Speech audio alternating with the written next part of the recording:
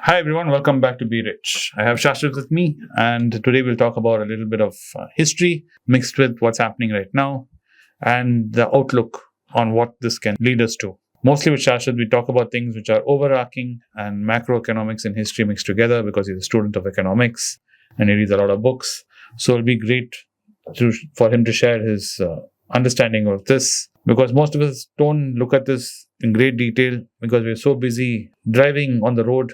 We don't see where this road is taking us or where the road has brought us so far. And this kind of discussions helps us get an overview. It's like looking at Google Maps and referring back and saying, okay, this is why we're here. And if we want to go somewhere else, what we should do and what we can do better. And this just doesn't apply to us on an individual level.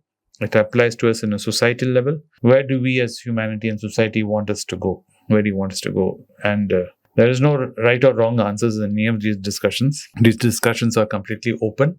So it allows all kinds of plural views to be coexisting in our discussion.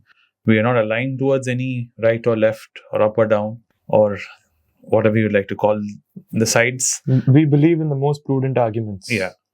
Or what we think are the most prudent arguments. Our only thing which means Sashwath always agree on is preservation of life. Whatever it is, humanity as a whole should try and preserve life the best way we can. So, all that said, now let's get into the discussion. He's brought something very interesting to talk about. So, Sashwath, why don't you give us the context of this? What do you want to talk about? Yeah. Past few discussions have been about interest rate cycles and valuations.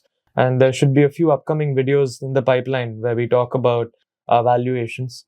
And you'll end up noticing that my hair might be longer in that video than it is in this one. There is a reason to that, which I can't say now, but maybe later on. But as for this video... Yeah, he's not taking anything like growth hormones, suddenly his hair just overnight grew. So people like me cannot go and ask him, hey Sashwath, how did you manage to grow your hair overnight? I need some of that. But we've changed up the order. But anyway, let's talk about this video because this will be the fundamental building blocks to that. Now, in this video, the content which I want to cover is this memo by Howard Marks, who's an investor who I absolutely love. He's a wonderful, phenomenal investor, very, very smart. He has a very simple way of breaking things down and understanding things.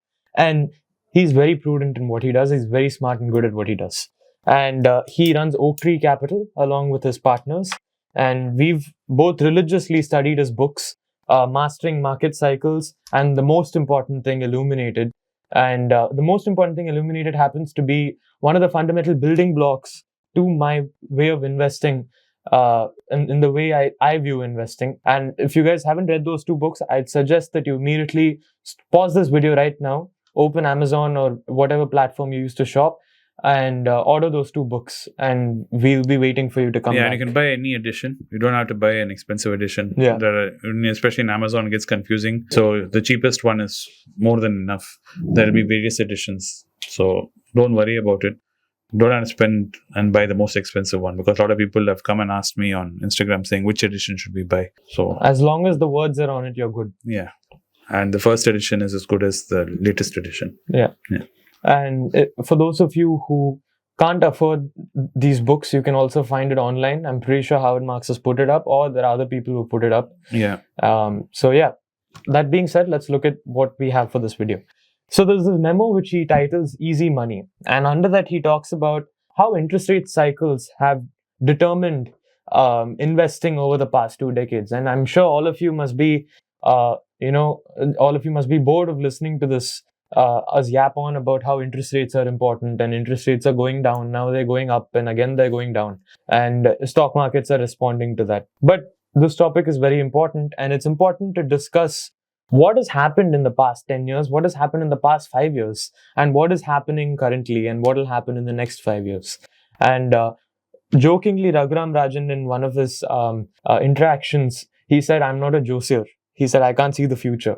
And very similarly, we can't see the future either. Nobody can. But we can definitely look at the past and see what's happened. Yes, you can take an educated guess based on what's happened before. It's like if you throw a ball and then gravity acts upon the ball and it falls, you can assume in all probability when you throw the ball up, gravity probably again going to come down. till the point of time when gravity stops doing that. Yeah. Then we'll have to relook at everything. Till that point of time, you can assume gravity is working. Yes. The same rules kind of apply to economics. A lot of you always think, no, this time is different, and it's never is. Interest rates are a part of and parcel of economic landscape. So is inflation. Cyclical. Yeah, you cannot get rid of inflation. Yeah. And you don't want to.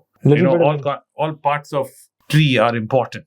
You just cannot say that only the roots are important or only the branches are important. The whole collective thing makes a tree. Same way, interest rates, inflation, all of it put together creates our economy, and it's important that they all work together and they stay in balance. Like a well-oiled machine. Yes, there should be some kind of balance between it, and if you don't keep it in balance, you get some strange things happening, which is what Sashwath is going to talk about now. Yeah.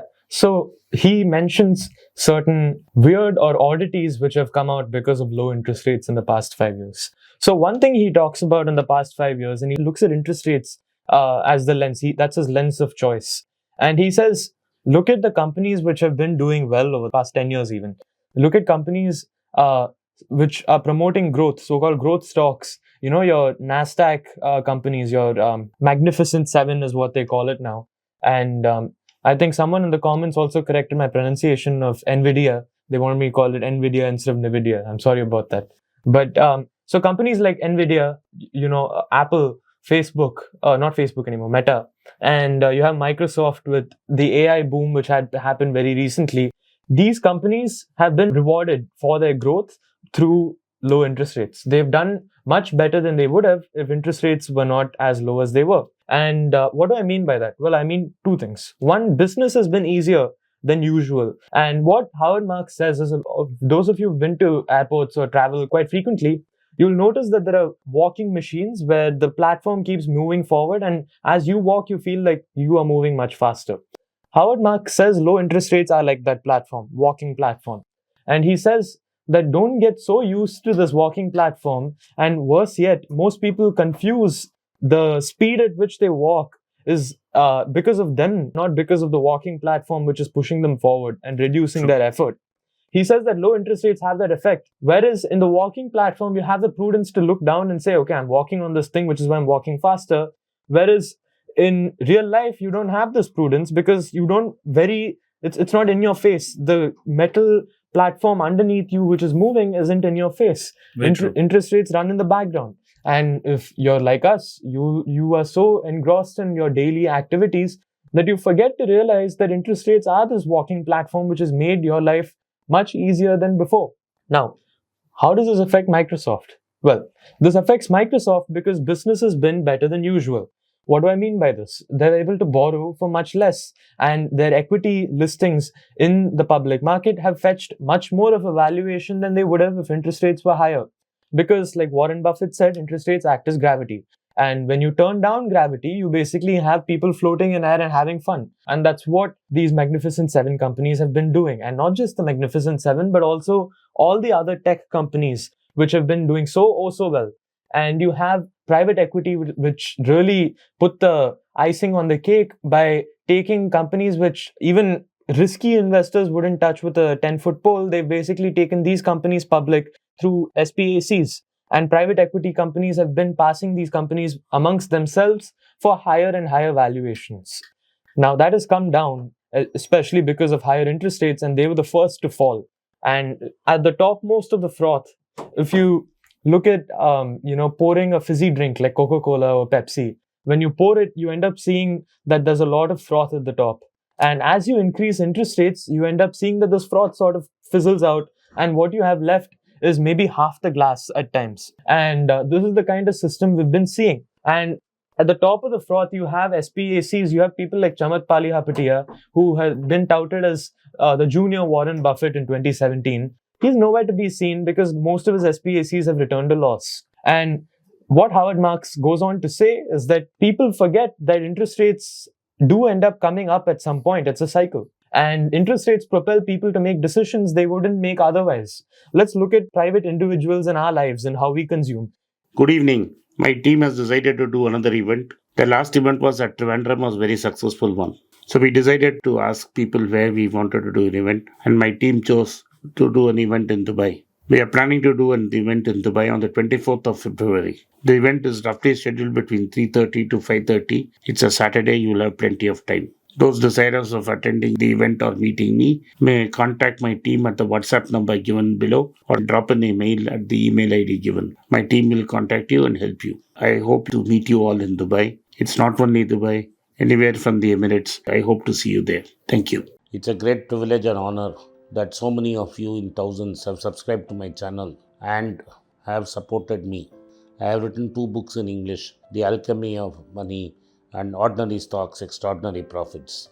These books are published by us and are ready. If you want to procure a copy, send us a message to the WhatsApp number given below and my team would respond to you. If you want an Amazon Kindle copy, you can click the link below. Finally, those who wish to consult with me can send a mail to berichenglish@gmail.com. Once again, I thank you for your support. If you like this video, press the subscribe button of my channel, hit the like button and turn on the bell notification.